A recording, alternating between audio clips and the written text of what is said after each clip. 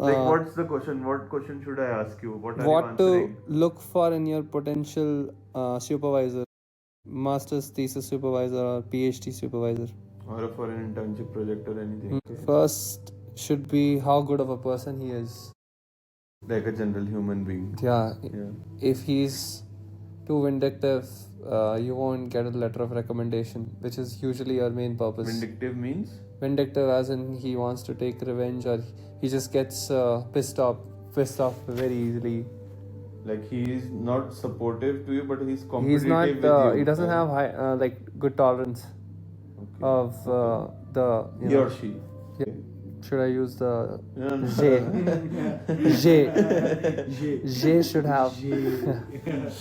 Okay, like how should I even, let's say, get started? Suppose I have like general interest in astrophysics, let's say, and I don't know what I want to research First, on. you I should don't know ask about particulars of the field. not the PhD students or not people who are working with them, because they'll be obliged to speak good for him or her.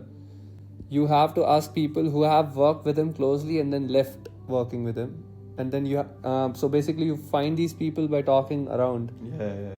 Yeah, in the like how's the environment? So he must have instructed some course, right? Yeah. In the university. So you ask all the students of that course, and keep asking around until you find someone who has worked with him and left.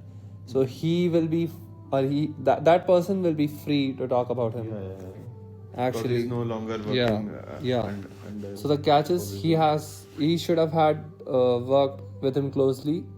And he should not be obliged. He knows in and out of everything. Yeah. He shouldn't be obliged. That's the person you go for, not someone who doesn't know, who hasn't worked with the professor, or who is obliged to speak good about him.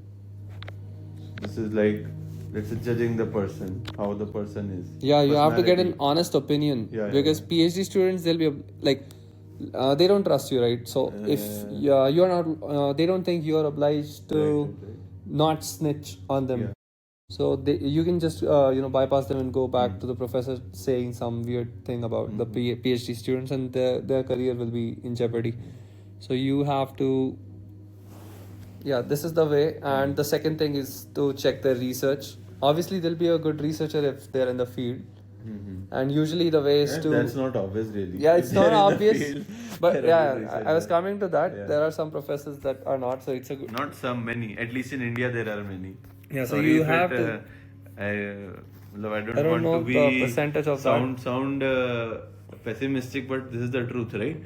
In India, at least, there are many profs who are researching in many advanced fields that you might be interested in, that you've seen many cool YouTube videos on, but they'll have it on their website, they'll have it on their, PhD students are working on them, but... The usual way is to climb the ladder, like the first professor is at some sort of proficiency level, and then you climb the ladder basically.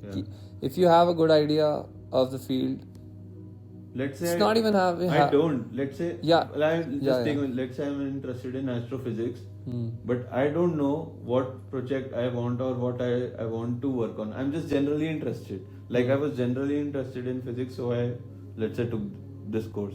I think it's not about what you're interested in. It's more about your strengths and your and what you like. It should be a combination of both, because it's all about contribution at the end, right? Why are we researching about these things?